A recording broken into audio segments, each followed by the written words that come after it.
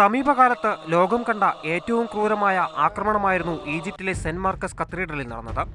ആക്രമണത്തിന് ശേഷം അതിദാരുണമായ ദൃശ്യങ്ങളായിരുന്നു പള്ളിക്കുള്ളിൽ നിന്നും പുറത്തുവന്നത്. ചിന്നിച്ചിതറിയ ശരീരങ്ങൾ, മരിച്ചവരിലേറെയും കുട്ടികൾ. ഞായറാഴ്ച കുർബാനയ്ക്കിടെ നടന്ന പൊട്ടിത്തെറിയിൽ 25 പേരാണ് മരിച്ചത്.